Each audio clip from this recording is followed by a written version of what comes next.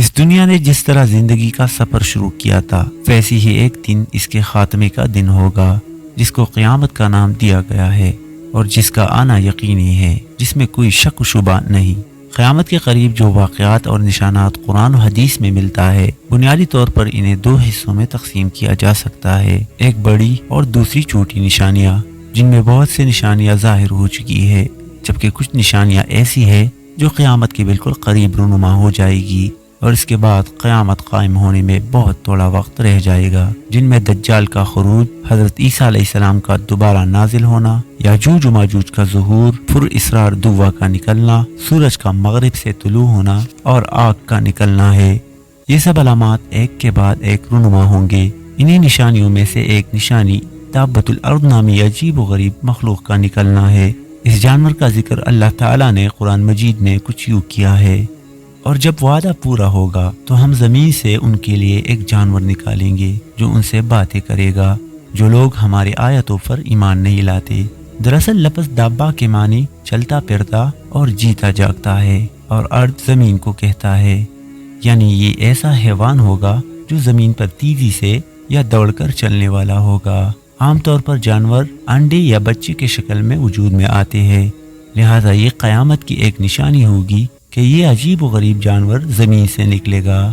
تفسیر کے مطابق اس جانور کا ظہور اس وقت ہوگا جب لوگ نیک کاموں پر دعوت دینا اور گناہ سے منع کرنا ترک کر دے گا اور کفار کی اصلاح کی کوئی امید باقی نہ رہے گی۔ یہ قیامت کے قریب کا زمانہ ہوگا۔ دراصل مکہ مکرمہ میں ایک پہاڑ ہے جسے کوہ صفا کہتے ہیں۔ یہ وہی پہاڑ ہے جس کے درمیان حجاج کرام 7 چکر لگاتے ہیں اور سعی مکمل کرتے ہیں۔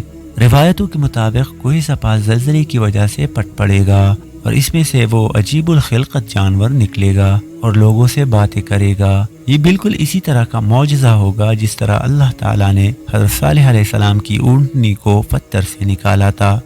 ابن کثیر کے روایت کے مطابق لوگ اسے دیکھ کر بھاگ نکلیں گے، لیکن مومنین کی ایک جماعت وہی کڑی رہے گی۔ یہ دابۃ الارض ان کے چہروں کو ستاروں کی طرح روشن کرے گا۔ اس کے بعد وہ دوسری طرف نکلے گا۔ مکہ سے نکلتی ہی وہ مشرق کی طرف بھاگے گا اور بھاگتے بھاگتے وہ ملک شام تک پہنچے گا۔ وہاں یہ جانور ایک زوردار چیخ بلند کرے گا، ہر طرف ہلچل مچ جائے گی، لوگ ادھر ادھر بھاگیں گے، لیکن اس جانور سے کوئی نہ بچ پائے گا۔ دابۃ الارض کا جانور چوپائے جانور کی صورت میں ہوگا جس کی لمبائی 60 گز کی ہوگی، جبکہ بعض علماء نے لکھا کہ اس کی شکل انسانوں کی طرح ہوگی، پاؤں اونٹ کی طرح، گردن گھوڑوں کی طرح، سینگ بارہ سنگا کی طرح اور ہاتھ بندر جیسی ہوگی۔ دابۃ الارض لوگوں سے باتیں کرے گا اور انہیں قیامت کی خبر دے گا۔ یہ دابۃ الارض مومنوں کے پیشانیوں پر ایک مہر لگائے گا جس سے ان کے چہرے نورانی ہو جائیں گے، اور کافروں کے پیشانیوں پر ایک مہر لگائے گا جس کی وجہ سے ان کے چہرے سیاہ ہو جائیں گے۔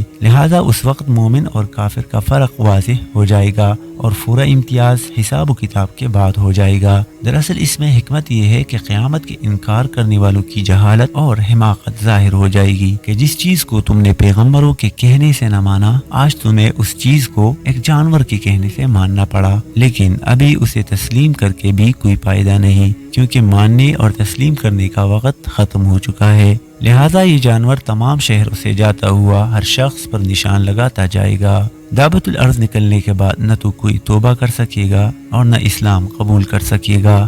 جدید دور کے کچھ مفروضوں کے مطابق دابۃ الارض کوئی حقیقی جانور یا حیوان نہیں، بلکہ جدید سائنس کے نئی دریافت سے بنی تکنیکی مشین ہوگی، جسے آج کل آرٹیفیشل انٹیلیجنس کا نام دیا جاتا ہے، کیونکہ آرٹیفیشل انٹیلیجنس کے ذریعے بنائی گئی سواری میں ہی اتنی طاقت ہو سکتی ہے کہ وہ چند لمحوں میں ہی پوری دنیا کا چکر کاٹ سکے۔ لیکن یہ بات محض ایک مفروضہ اور نظریہ ہے اور اسے حتمی طور پر نہیں مانا جا سکتا، اسے محض قیاس آرائی ہی کہی جا سکتی ہے۔ بہرحال دابۃ الارض AI نما کوئی روبوٹ ہو یا حیوان، یہ اللہ کی نشانیوں میں سے ایک نشانی ہوگی جس کے نکلنے پر مومنین اور کفار کے درمیان تفریق ہو جائے گی اور قیامت کا آنا حتمی ہو جائے گا۔